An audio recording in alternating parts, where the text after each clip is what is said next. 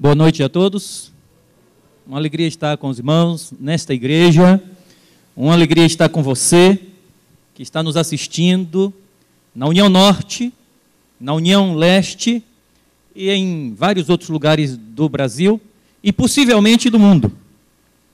No desejo de que o Espírito de Deus, que trouxe esses que estão aqui, que me trouxe aqui e que levou você a ligar o canal e assistir essa mensagem, nos faça, de fato, irreversivelmente, irretratavelmente, estar para sempre comprometidos com Deus. O nosso desejo é que, durante esta semana, quem tem compromisso, reafirme-o. Quem não tem compromisso, firme-o. E quem estiver titubeando no meio dessas duas situações, decida-se. Faça seu compromisso com Deus. Porque só com Cristo, o Messias. Só através de Cristo, o Messias. Só em Cristo, o Messias, a vida verdadeira e vida eterna. Meus prezados amigos, é nesse pensamento de que nossa esperança está somente em Deus, que Deus é tudo em todos, e esse tudo em todos se manifestou no mundo através de Jesus Cristo, que nós convidamos vocês para abrir a Bíblia. Abra a sua Bíblia agora aqui na igreja. Abra a sua Bíblia onde você estiver. Não importa se você estiver em casa ou numa outra igreja, no auditório. Abra a sua Bíblia e me acompanhe na leitura da palavra de Deus. No Salmo 24, que é o Salmo da vinda do Rei da Glória. Este salmo, que vou fazer uma rápida leitura dele, ele apresenta três aspectos diferentes do nosso Deus. É um salmo messiânico, ele é notadamente messiânico. E nós vamos ver isso na leitura deste salmo. Ele começa dizendo: ao Senhor pertence a terra e tudo o que nela se contém, o mundo e os que nele habitam. Fundou-a ele sobre os mares, e sobre as correntes a estabeleceu. Então essa parte é a primeira parte, e vocês notam que aqui Deus é apresentado como Criador e dono de tudo. Sobre esses dois versículos nós nos deteremos na pregação desta noite. Mas não queremos nos furtar de ler o resto do Salmo, para ter uma visão panorâmica da sua mensagem. E ele continua no verso 3, o segundo aspecto dessa mensagem, diz assim: quem subirá ao monte do Senhor? Quem há de permanecer no seu santo lugar? E ele responde: o que é limpo de mãos e puro de coração, que não entrega a sua alma à falsidade, nem jura dolosamente. Este obterá do Senhor a bênção e a justiça do Deus da sua salvação. Tal é a geração dos que buscam a face do Deus de Jacó. Esse é o segundo aspecto. O primeiro aspecto, Deus é apresentado como Criador. O segundo aspecto é apresentado como aquele que dá ética da vida. O homem não pode estabelecer sua própria ética para a salvação. Deus é que dá a ética da vida. Ele é o Senhor, Ele é o dono. E nós vamos detalhar um pouco essa questão ao longo dessa mensagem. Então Ele é Criador, Ele é aquele que dá a ética da salvação, Ele que diz quem está qualificado para a salvação. E finalmente, o terceiro aspecto está do verso 7 em diante, que diz assim: levantai, ó portas, as vossas cabeças, levantai-vos, ó portais eternos, para que entre o Rei da Glória. Quem é o Rei da Glória? Então ele responde: o Senhor forte e poderoso, o Senhor poderoso nas batalhas. Levantai, ó portas, as vossas cabeças. Levantai-vos, ó portais eternos, para que entre o Rei da Glória. Quem é esse Rei da Glória? O Senhor dos Exércitos. Ele é o Rei da Glória. Este é um salmo messiânico. No livro Desejado de Todas as Nações, a página 590, há uma descrição retratando os anjos cantando a última parte desse salmo para Jesus, quando ele ressuscita e retorna ao céu como Rei da Glória. O apóstolo Pedro, na sua epístola, na segunda epístola, capítulo 2, verso 1, ele diz: o Senhor Jesus, o Senhor da glória. Então, biblicamente, do ponto de vista da interpretação do Novo Testamento, a palavra de Deus aponta para Jesus como Senhor da glória. Esse é um salmo messiânico. É o mesmo, o que está nesse salmo pode ser dito e repetido nas palavras e nas páginas do Novo Testamento. Esse é o mesmo Deus de quem João fala em seu evangelho, no capítulo 1, versículo 1, quando ele diz: no princípio era o verbo estava com Deus, e o verbo era Deus. Este é o Senhor da glória. Ele fez todas as coisas foram feitas por ele, e sem ele nada do que foi feito se fez. Então é o Senhor da glória. Então estamos falando de Deus, que se revelou ao homem, e a maior revelação de Deus ao homem está na pessoa do seu Filho Jesus Cristo, o verbo que se fez carne e habitou entre nós para revelar quem é Deus, e para mostrar que somente através dele podemos ter a vida eterna. Mas, amigos, eu disse que nós iríamos estudar apenas os 2 primeiros versículos. Então nós vamos retornar aos 2 primeiros versículos, onde fala do Senhor, que é o Rei da Glória, e esse Senhor é o Senhor Jesus Cristo, que foi cantado e louvado agora há pouco pela mensagem de Luiz Cláudio. E aqui ele diz assim: ao Senhor pertence a terra e tudo o que nela se contém, o mundo e os que nele habitam. Então, esse é o texto. Veja, ele diz: ele fundou sobre os mares, estabeleceu a terra. Agora, há 3 aspectos nesses versos que são fundamentais para nós. O primeiro aspecto é um aspecto bem geral, é um aspecto que diz que Deus é dono da terra. Note, o planeta aqui está em foco. O planeta está em foco. Eu gostaria que colocasse agora o slide que mostra: Deus é dono do planeta. Por que eu quero enfatizar isso? Porque em outras passagens da Bíblia, Deus é apresentado como Criador do universo, Senhor das estrelas, Senhor de todo o infinito. Mas de alguma forma ele está preocupado nesse salmo com o planeta. E ele parte do planeta para o julgamento dos que se salvarão e para a sua exaltação depois dessa salvação. Então aqui nesse caso ele está focando o planeta. E ele vai dizer que o planeta é o centro de suas atenções. Parece que o que está acontecendo no universo é tudo importante, mas não é tão importante como o que acontece nesse planeta. Deus é o dono do planeta. E esse salmo, nesses 2 versículos, ele está tratando de uma questão filosófica profunda. Uma questão importante, porque na realidade, o que vai definir se somos servos e servas de Deus, se estamos com Cristo ou sem Cristo, é nossa cosmovisão do mundo. Cosmovisão. O que é cosmovisão? Cosmovisão pode ser definida, na definição que nós encontramos no dicionário, como uma forma de ver o mundo, um modo de você interpretar a vida. Qual é o referencial que você usa para entender o mundo? Há vários modos de entender o mundo, há várias cosmovisões. Você pode entender o mundo através de uma cosmovisão darwinista, naturalista. Você pode entender o mundo de uma perspectiva existencialista. Então, essa diretriz geral é que vai determinar o seu comportamento no mundo, o seu fazer no mundo, o seu estar no mundo.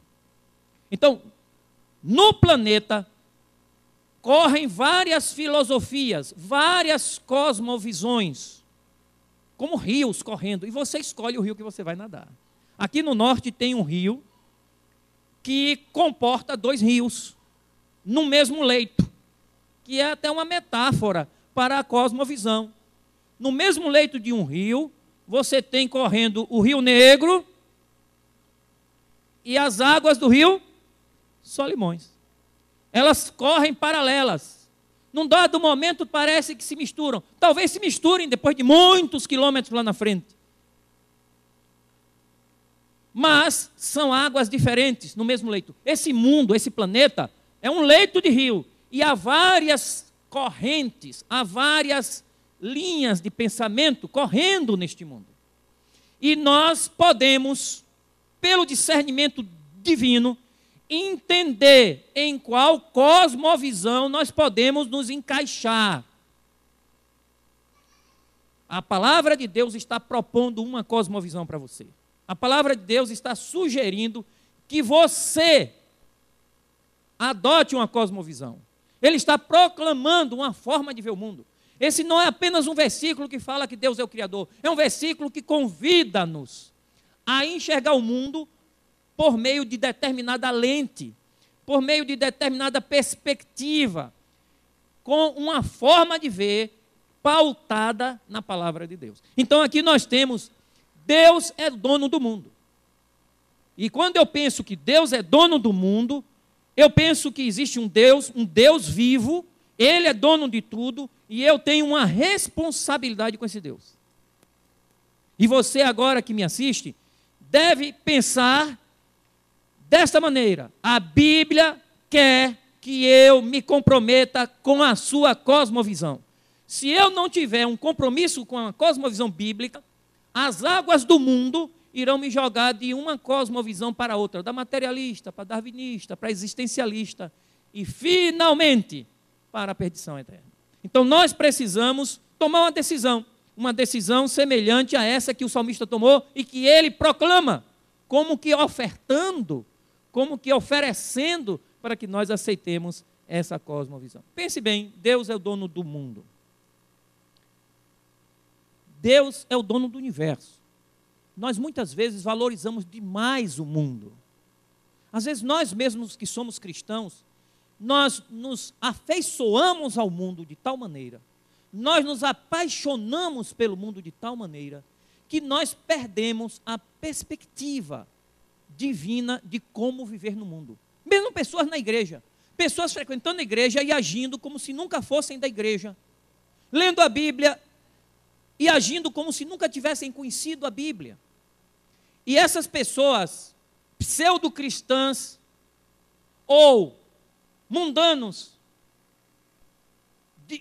com aspecto cristão, muitos têm saído por aí ao longo da história, em nome do cristianismo, fazendo barbaridades, escandalizando o nome de Cristo e confundindo as pessoas que querem servir a Jesus. Porque as águas se misturam. E no caso da perspectiva bíblica, da cosmovisão bíblica, nós temos que ter uma definição de que o mundo pertence a Deus, Deus é o dono do mundo, nós pertencemos a Ele e nós vamos viver referenciados por essa cosmovisão, por essa filosofia bíblica. Note que Deus, Ele ama as suas criações, mas vocês sabem que, do ponto de vista da Bíblia, a erva murcha e passa, mas somente aqueles que confiam em Deus permanecem para sempre. Mas essa microdefinição que a erva murcha, que a flor fenece, ela é transportada na Bíblia para uma macro definição. A Bíblia em Hebreus, no capítulo 1, no versículo 10 a 12, diz assim, que no princípio, Senhor, lançastes o fundamento da terra.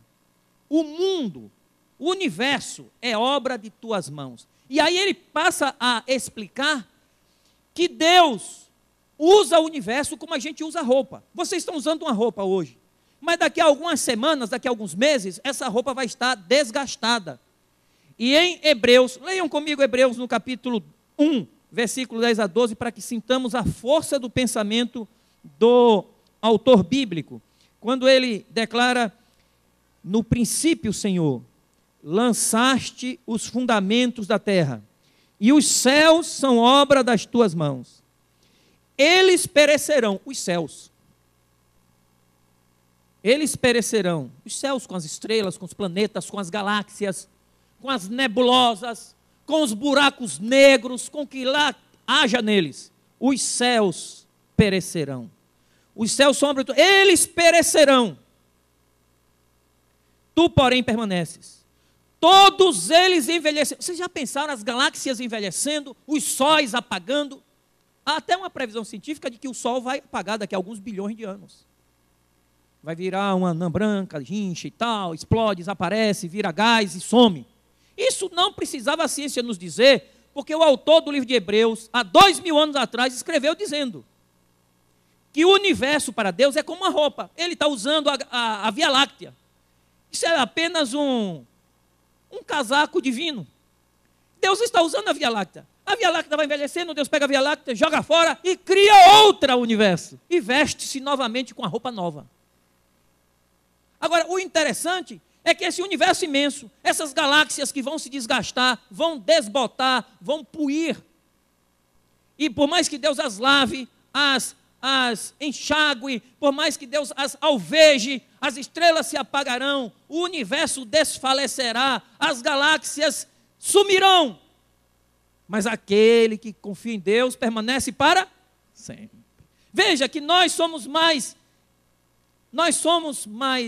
suaves perante Deus do que a flor, porque a flor desaparecerá com sua beleza e seu perfume, mas quem confia em Deus permanecerá. Nós somos mais suaves, mais perfumados, mais atraentes, mais belos, quando confiamos em Deus, do que as flores do campo. E nós somos mais importantes, nós somos maiores, nós somos mais extraordinários perante Deus do que todas as galáxias, sóis, nebulosas, e mundos e estrelas criados. Tudo desaparecerá, mas quem confia em Deus permanecerá para sempre. Irmãos, Deus tem novos universos, Deus tem novas galáxias, Deus tem novas estrelas, Deus tem novos planetas, mas Deus não tem um outro você é só você. Em nenhum lugar da Bíblia Deus diz que vai trocar você por outro. As Escrituras colocam um valor tão grande no ser humano que Deus nem fez projeto para quem se perder, irmãos. O destino final de quem se perde é uma providência extraordinária e emergencial de Deus, porque as Escrituras dizem que a destruição final, Jesus declarou isso, fogo preparado para o diabo e seus anjos. Deus nem pensou nos seres humanos na hora que pensou na destruição dos anjos maus. Veja, Deus não fez provisões para destruir ninguém. Deus não considerou ninguém pior do que o universo. O universo é grande, o universo é infinito, mas o universo não sabe que eu estou aqui. Mas eu sou pequeno, eu sou humano, mas eu sei que o universo está aí. O universo não tem consciência de mim, mas eu tenho consciência dele. O universo não tem um Salvador, mas eu tenho um Salvador, o Senhor do universo. Irmãos, as Escrituras estão me dizendo o quanto eu sou importante para Deus. Mas ele diz, ele é o dono do mundo, do planeta, mas ele também é dono das coisas do planeta. Eu gostaria de ver as coisas do planeta. E ele diz, aqui na palavra de Deus, quais são as coisas do planeta? Você tem nas coisas do planeta o ouro do planeta. Você tem as florestas do planeta. Aliás, a Bíblia é um livro que faz um apelo extremamente ecológico. Não é? A Bíblia, inclusive, tem uma advertência para aqueles que destroem o planeta. A Bíblia tem uma severa advertência para isso. Quando Deus criou o homem, diz a palavra de Deus, Deus criou o homem para guardar e cuidar da terra, não destruí-la. A Bíblia é um livro eminentemente ecológico, de proteção da natureza. Então, nós, como cristãos, somos, não é, pessoas que estamos preocupadas, como Deus está preocupado, com as coisas do planeta, porque a forma como nós nos relacionamos com o planeta deve estar referenciada pela forma como Deus vemos Deus. Deus é o criador do planeta, Deus criou tudo para nós, Deus revela no planeta o seu amor por nós, então nós amamos tudo que está no planeta. Amamos não para dedicar nossa vida às coisas materiais, mas para usá-las para a glória de Deus e para o bem dos nossos semelhantes. Isso é assim. Agora, vejam bem, além das coisas do planeta e das coisas do planeta, Deus é dono dos habitantes do planeta. Note que o versículo da Bíblia diz assim, o mundo e tudo que nele contém. Algumas Bíblias dizem assim, e sua plenitude. Então nós temos o mundo, que é o planeta. Depois a Bíblia diz, Deus é dono do que está no planeta, a sua plenitude. Mas a Bíblia não se conforma, não se satisfaz. E o autor do Salmo diz assim, mas Deus é dono dos habitantes do planeta. Nós somos habitantes do planeta. E agora vem uma coisa. Se eu sou habitante do planeta e você é habitante do planeta, e você que está me assistindo é habitante do planeta, e Deus é dono de tudo que está no planeta, não escapa. Deus é dono do universo, é dono do planeta, é dono das coisas do planeta, e Deus é dono dos habitantes do planeta. Os seus sentimentos, e eu não sei quais sentimentos estão nos corações dos que estão aqui e nos corações dos que estão nos assistindo. Mas percebam, se Deus é dono do planeta, e o sentimento está, e Deus é dono de mim, que sou habitante do planeta, o meu sentimento está no meu corpo, o meu corpo está no planeta, o planeta pertence a Deus, então meus sentimentos pertencem a Deus.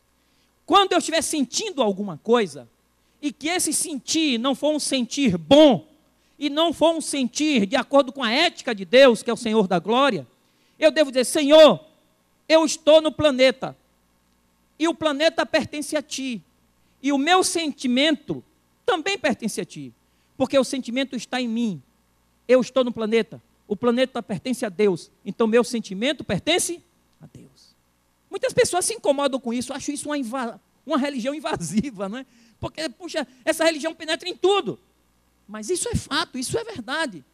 Sua sexualidade está no corpo, o corpo está no planeta, o planeta pertence a Deus, sua sexualidade pertence a quem? A Deus. Então, usar a sexualidade tem que ser de acordo com a ética do dono do planeta. E ele diz: eu criei todas as coisas, e quem é que vai morar comigo? Porque ele não se conforma só em ter que criar e largar, ele criou, e ele vai pedir resposta, responsabilidade daqueles que foram criados. Aí você diz: mas a sexualidade é minha. Não, a sexualidade é sua, emprestada, porque tudo que está no planeta pertence a Deus. Se você está no planeta, você, mesmo que você vá para o espaço, você mora no planeta. Seus sonhos e ambições estão no seu corpo, estão na sua mente. Se estão na sua mente, estão no seu corpo. Se estão no seu corpo, o corpo está no planeta. Se está no planeta, pertence a Deus, porque tudo que está no planeta é de Deus. No espírito do senhorio de Deus, de Cristo, e do serviço de seus filhos e filhas, nada escapa, nada fica fora, nada é excluído. Deus não quer um pedaço de você, Deus não quer 90% de você, Deus não quer 99% de você, Deus não quer 99,9%. Deus quer tudo, porque Ele quer o que é dele, e Ele não está exigindo nada mais, nada menos do que Ele pertence. Deus faz isso por quê? Porque Ele é a vida. E a vida só é vida quando vivida em Deus. Um dos grandes enganos que o inimigo está tentando colocar na cabeça das pessoas é: Deus existe, mas não interfere. Deus está aí, mas não quer tanto. Deus está pedindo, mas não precisa exagerar. Na realidade, não é isso que a Bíblia diz. A Bíblia diz que quando nós nos entregamos a Deus, devemos entregar tudo, porque Deus fez um pacote do planeta, e quem nasceu aqui, quem vive aqui, deve dar a Ele tudo, porque Ele só satisfaz com tudo. Não porque Ele precise de nós, porque Ele poderia nos trocar, como Ele troca as galáxias, como Ele troca as estrelas. Ele poderia passar um apagador no quadro desse planeta e nos apagar como se fôssemos pequenos e suaves riscos de giz numa pedra escura. Ele simplesmente passaria uma esponja divina assim e todos desapareceriam. Num estalar de dedos, Ele refaria todo mundo. Gente até mais forte, mais bonita, mais inteligente do que a gente tem aqui por causa do pecado. Mas Ele nos ama tanto, apesar de sermos pecadores, que mesmo pecadores, mesmo os imperfeitos, Deus nos ama mais do que o próprio universo. Deus nos admira mais do que admira as flores. Mas Deus quer de nós muito mais do que 90%. Ele quer 100%. Irmãos, certamente para ser um mordomo de Deus, não é isso? Que serve a Deus, uma pessoa que quer dedicar sua vida a Deus, nesta semana você precisa estar comprometido com Deus. Mas não é comprometido em parte, é comprometido todo. Veja bem, o mundo pertence a Deus. Você crê que o mundo pertence a Deus, você aceita que o mundo pertence a Deus, que Ele é criador de tudo, e Ele, como criador, quer uma resposta, uma satisfação. Você crê ou não crê? Sim ou não? Sim ou não? E você está me assistindo, sim ou não? Certamente que sim. Agora, você crê e você aceita para a sua salvação de que Deus é dono de tudo que está no mundo, e tudo que você usa no mundo deve ser usado, deve ser desfrutado dentro dos parâmetros divinos. Se você não estiver desfrutando dentro dos parâmetros divinos, você não está reconhecendo que Deus é o Senhor e que Ele é o dono de tudo. E aí você estará alienando, você estará desviando, você está subtraindo o direito de Deus e, portanto, você não está dentro da cosmovisão divina. A cosmovisão nos enquadra, a cosmovisão nos ajusta. A cosmovisão retifica os nossos defeitos e nos põe de acordo com a vontade de Deus. Finalmente, você aceita, você acredita que você, que é habitante do mundo, pertence a Deus? Se você aceita e concorda com a palavra de Deus que o mundo e sua plenitude, a terra e todos os que nele habitam, se você acredita que tudo pertence a Deus, inclusive você, agora você vai avaliar seus pensamentos. Esse é um grande apelo para a nossa santificação, avaliar nossos pensamentos. O pensamento mal vem, calma pensamento. Eu não posso pensar você pensamento, porque se eu pensar esse tipo de pensamento, eu penso que Deus não concorda com esse pensamento que eu estou pensando. Então eu vou advertir, ó pensamento, que eu só posso pensar pensamentos que Deus aprova, porque meus pensamentos pertencem a Deus. Porque pensamentos não são coisas inexistentes, pensamentos são coisas que existem. Coisas concretas que foram produzidas na nossa mente e produzirão efeitos concretos em nosso comportamento, de forma consciente ou inconsciente. Você não se iluda que esse foi só um pensamento, mas do pensamento é que nascem as grandes realizações, para o bem ou para o mal. Então, quando vem pensamentos, pensamentos são coisas pensadas por mentes físicas. E esses pensamentos, eles têm que dar uma satisfação a Deus desses pensamentos. Quando você faz planos, os planos pertencem a Deus. E você deve dizer, Senhor, o Senhor aprova esses planos estão de acordo com a ética divina. E eu vou fazer isso, não é porque ninguém está me impulsionando, não é porque ninguém está me obrigando, não é porque ninguém está me constrangendo. Eu estou fazendo isso, não é porque o pastor está mandando, não é porque a igreja está cobrando. Eu estou fazendo isso porque eu estou comprometido com Deus. Isso aí é uma questão pessoal. Não é uma questão institucional. Não é uma questão corporativa. Este é um assunto pessoal entre você e Deus. E essa concepção, ela deve ser tão poderosa, que ela vai ser uma diretriz, ela vai reger, ela vai controlar não só o que você come, o que você bebe, o seu entretenimento, o filme que você assiste, a novela que você acompanha, a música que você ouve, a pessoa com quem você anda, os seus planos de futuro, os seus sonhos, enfim, as suas esperanças. Isso vai interferir nas horas das suas tristezas. Eu estou na mão de Deus, Criador dos céus e da terra. Na hora das suas decepções, Deus é o dono de tudo e Ele vai cuidar de mim. Na hora das perdas, Ele é dono das coisas, Ele pode restituir. Na hora que você tiver algo que parece que não vai dar certo, você diz, Ele controla o universo e o mundo. E Ele fará com que as coisas cheguem ao bom termo de acordo com a sua vontade. E se as coisas não saírem de acordo com o que você quer, não saírem de acordo com o que você planejou, você dirá assim, Senhor, o que importa é que eu estou em tuas mãos e por mais que eu não entenda o trajeto desse navio, esse barco vai chegar ao porto de alguma maneira. Meus amigos e irmãos, eu sei que há muitas influências na cabeça de muitos aí. Hoje em dia um grande problema é a quantidade de informações que nós temos. Eu sempre pensei e acredito que o entretenimento, os meios de comunicação que podem ser usados para a salvação, que podem ser usados para a vida eterna, que podem ser usados para a edificação, que podem ser usados para promover a paz, a verdade, a justiça, o amor, a bondade.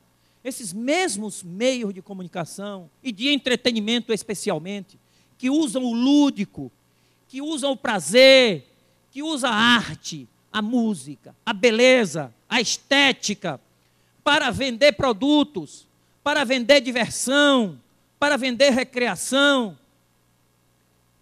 Eles não são neutros, eles estão permeados de ideologias, estão permeados de filosofias, estão permeados de pensamentos e sentimentos diferentes daqueles que a palavra de Deus propõe.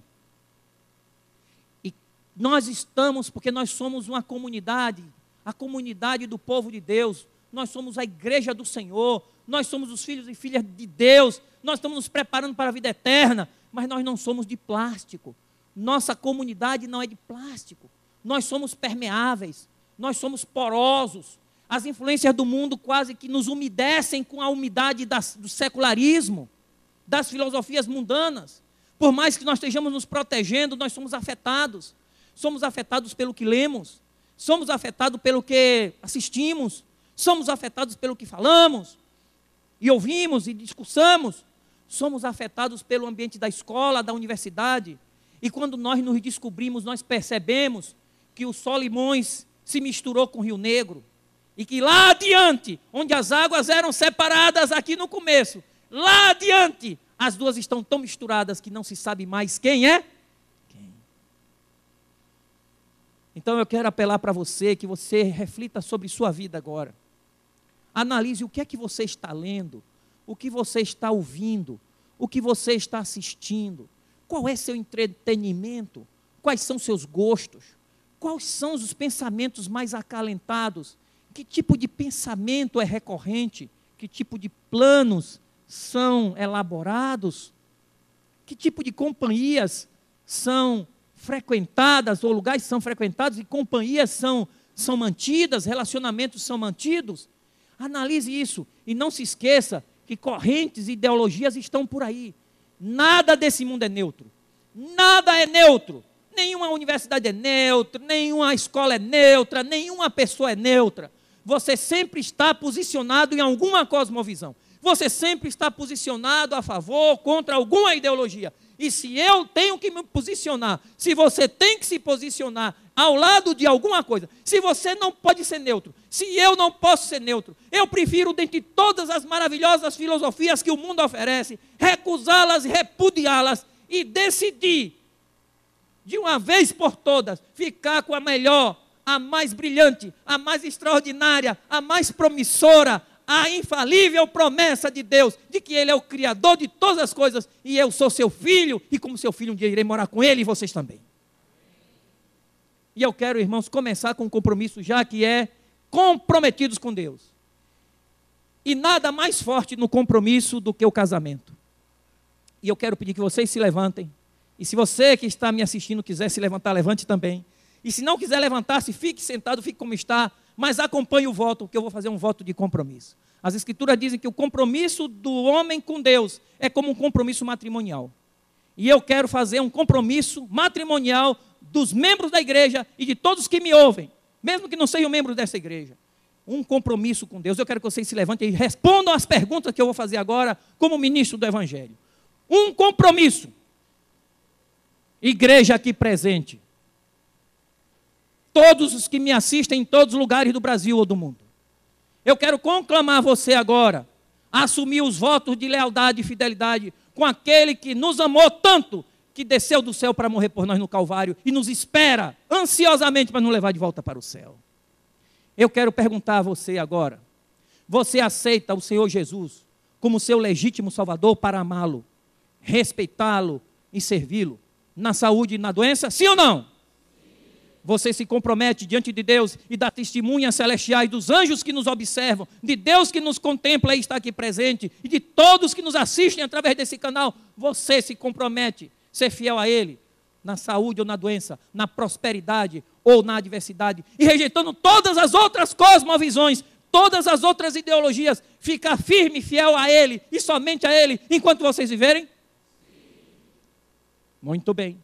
Havendo vocês, igreja coletivamente e pessoas individualmente espalhadas por todo esse território desse planeta, feito votos de fidelidade e lealdade ao Salvador, sendo que Ele já fez as suas promessas e demonstrou o seu amor por nós e prometeu: nunca te deixarei, jamais te abandonarei. Como ministro do Evangelho, eu vos declaro: Salvador e salvos, Redentor e redimidos. E aquilo que o Senhor uniu, nenhuma filosofia ou cosmovisão humana ou proposta humana separe. Eu vos declaro igreja e Senhor. E aquilo que Deus uniu, ninguém separe. E eu quero apresentar perante todo o Brasil, através desse canal, o novo par: Jesus e a sua igreja.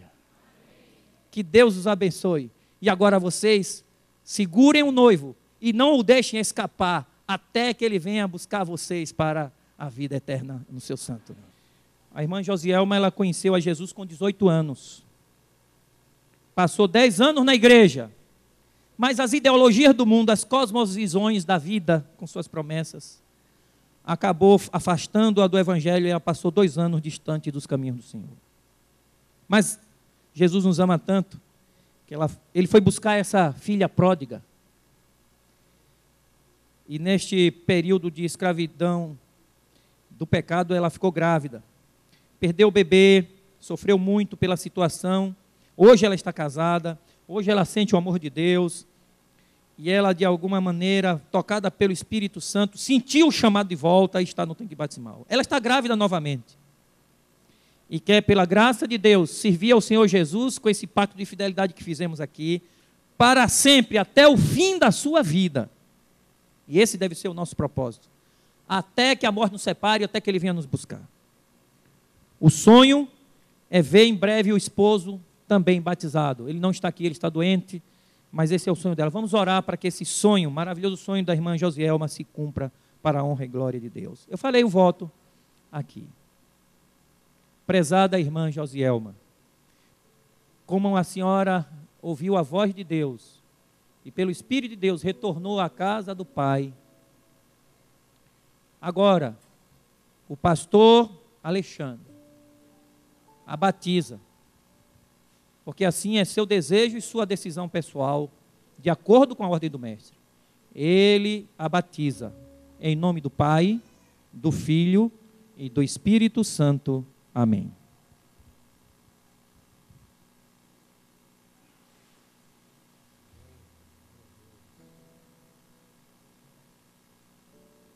Que Deus abençoe a irmã Josielma. Vamos dar uma saudação à irmã Josielma e vamos orar para que o Senhor a confirme na fé e para que o seu esposo venha também em breve a descer as águas batismais conforme Jesus determinou.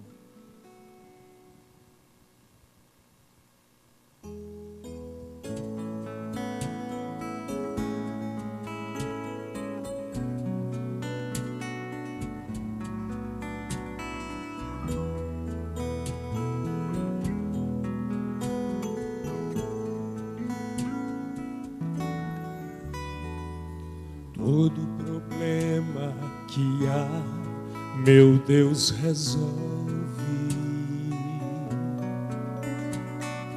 Toda montanha que há, meu Deus remove. Quando a tormenta chegar, Ele acalma. Todos os pesares que há, leva da alma. Se os fardos do mundo levou sobre seus ombros, sei, meu amigo, que vai te carregar. Se os fardos do mundo levou sobre seus ombros, sei, meu amigo, que vai te carregar. Cristo um dia falou aos os oprimidos, alívio vos darei. Todo problema que há, meu Deus resolve. Toda montanha que há, meu Deus remove. Quando a tormenta chegar, Ele acalma. Todos os pesares que há, leva na alma. Se os fardos do mundo levou sobre seus ombros, sei, meu amigo, que vai te carregar. Se os fardos do mundo levou sobre seus ombros, sei, meu amigo, que vai te carregar. Se os fardos do mundo levou sobre seus ombros, sei, meu amigo, que vai te carregar.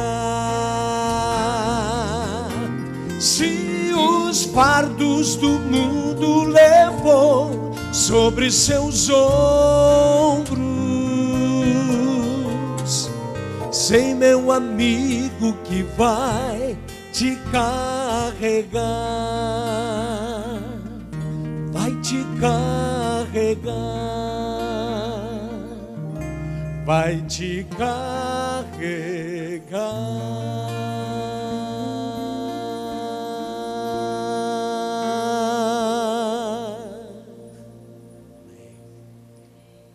Chegamos de forma tão linda com essa mensagem cantada de louvor a Deus e de convite a você para se comprometer com Deus, o Deus que se fez carne e habitou entre nós. Oremos ao Senhor nesse momento. Você que está nos assistindo, participe dessa oração, reafirme seu compromisso. O Senhor está de braços abertos para você. O universo infinito, nem as mais lindas flores e orquídeas são tão preciosas e belas para Deus como você. Volte para esse jardim divino, onde Deus quer todos nós plantados. Oremos ao Senhor. Pai celestial, obrigado, Senhor, pela vida. Vida que é uma dádiva maravilhosa do Senhor. Obrigado, Senhor, pelo mundo que o Senhor criou. Obrigado pelas coisas do mundo que podemos desfrutar e usar para a glória do Teu nome e bem dos nossos semelhantes. Obrigado, Senhor, por nós mesmos. Obrigado porque o Senhor nos deu a graça de entender que temos responsabilidade contigo e devemos viver de acordo com Tua ética e Tua vontade. E, Senhor, Pai celestial, nós queremos agora reafirmar nosso compromisso contigo, pedir perdão pelos nossos pecados e dizer: Senhor, aqui está a minha vida, eu a deposito sobre o Teu altar. Eu sou Teu servo, eu sou Tua serva. Toma em Tuas mãos meus problemas, minhas aflições. Também recebe com o coração aberto as minhas alegrias, as minhas felicidades, os meus êxitos. Tudo Te pertence, minha vida está em Tuas mãos. Eu quero só e exclusivamente me entregar, dar apenas 100% de mim a Ti, Senhor, e viver contigo, até que a morte nos separe, e o Senhor venha nos buscar pela ressurreição, ou nos encontrar nos ares, na volta do Senhor Jesus. É no nome do Senhor Jesus que nós nos colocamos em Tuas mãos, nesta noite, e nos colocamos em Tuas mãos para a jornada dessa semana. Amém.